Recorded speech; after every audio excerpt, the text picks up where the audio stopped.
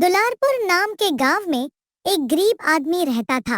एक दिन वह सेठ जी के पास गया और बोला, सेठ जी, मैं आपसे कर्ज मांगने आया हूँ। कृपा कर आप मुझे 5,000 रुपए दें। मैं 5 वर्ष के अंदर आपके रुपए वापस कर दूंगा। सेठ जी ने उसकी बात पर विश्वास कर उसे 5,000 रुपए दे दिए। 5 वर्ष बीत जाने के बाद भी जब उस व्यक्ति ने सेठ जी के 5,000 रुपए नहीं लौटाए तब सेठ जी को मजबूरन उसके घर जाना पड़ा। लेकिन वहां वह व्यक्ति नहीं मिला। जब भी सेठ जी वहां जाता, बहाना बनाकर उसे वापस भेज दिया जाता। एक दिन फिर सेठ जी उस व्यक्ति के घर गया। वहां और कोई तो नहीं दिखा। एक छोटी लड़की बैठी थी। सेठ जी ने उसी से पूछा, तुम्हारे पिताजी कहाँ है? पिताजी स्वर्ग का पानी रोकने गए हैं। सेठ जी ने फिर पूछा, तुम्हारा भाई कहाँ है? बिना झगड़ा के झगड़ा करने गए हैं। सेठ जी के समझ में एक भी बात नहीं आ रही थी, इसलिए वह फिर पूछता है, तुम्हारी माँ कहाँ है? माँ 1 से 2 करने गई है। सेठ जी उसके इन उलझुल जवाब से खींच गया। वह गुस्से में पूछता है, और तुम यहाँ बैठी क्या कर रही हो? लड़की हंसकर बोली, मैं घर बैठी संसार देख रही हूँ। सेठ जी समझ गया कि लड़की उसकी किसी भी बात का सीधा जवाब नहीं देगी, इसलिए उसे अब इससे इन बातों का मतलब जानने के लिए प्यार से बतियाना पड़ेगा। सेठ जी ने चेहरे पर प्यार से मुस्कान लाकर पूछा, बेटी, तुमने जो अभी अभी मेरे सवालों के जवाब दिए, उनका मतलब क्या है? मैं तुम्हारी एक भी बात का मतलब नहीं समझ सका। तुम मुझे सीधे सीधे उनका मतलब समझाओ। लड़की ने भी मुस्करा कर पूछा, अगर मैं सभी बातों का मतलब समझा दूं तो आप मुझे क्या देंगे? सेठ जी के मन में सारी बातों को जानने की तीव्र उत्कंठा थी। वह बोला, ठीक है, क्या चाहिए तुम्हें बताओ मुझे। आप मेरे पिताजी का सारा कर्ज माफ कर देंगे तो मैं आपको सारी बातों का अर्थ बता दूंगी। ठीक है, मैं तुम्हारे पिताजी का सारा कर्ज माफ कर दूंगा। अब तो सारी बातों का अर्थ समझा दो। सेठ जी, आज मैं आपको सारी बातों का अर्थ नहीं समझा सकती। कृपा कर आप कल आएं, कल मैं जरूर बता दूंगी।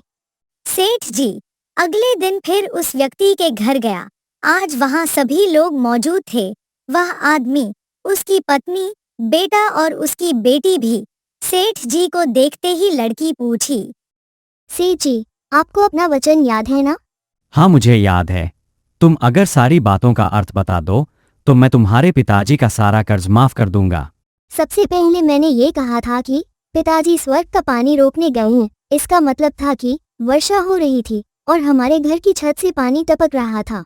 पिताजी पानी रोकने के लिए छत के नीचे खड़े थे, यानी वर्षा का पानी आसमान से ही गिरता है और हम लोग तो यही मानते हैं कि आसमान में ही स्वर्ग है। बस पहली बात का अर्थ यही है। दूसरी बात मैंने कही थी कि भैया बिना झगड़ा के झगड़ा करने गए हैं। इसका मतलब था कि वे रेंगनी के कांटे को काटने गए थे। अगर कोई भी रेंगनी के कांटे को काटेगा तो उसके शरीर में जहां तहां कांटा गड़ ही जाएगा, यानी झगड़ा नहीं करने पर भी झगड़ा होगा और शरीर पर खरोंचे आएंगी। सेठ जी उसकी बातों से सहमत हो गया। वह मन ही मन उसकी चतुराई की प्रशंसा करने लगा। उसने उत्सुकता के साथ पूछा, और तीसरी, चौथी बात का मतलब क्या है बेटी? सेठ जी, तीसरी बात मैंने कही थी कि माँ 1 से 2 करने गई है। इसका मतलब था कि माँ अरहर दाल को पीसने, यानी उसे 1 का 2 करने गई है।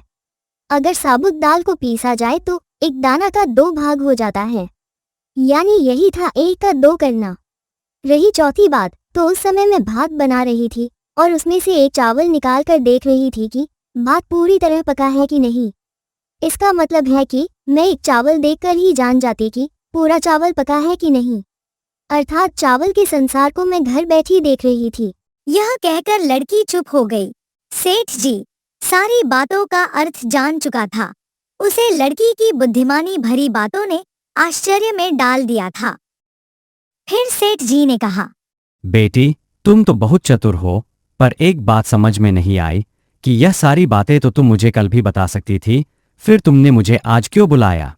लड़की हंसकर बोली, मैं तो बता ही चुकी हूँ कि कल जब आप आए थे तो मैं भात बना रही थी। अगर मैं आपको अपनी बातों का मतलब समझाने लगती तो भात गीला हो जाता या जल जाता तो माँ मुझे जरूर पीटती।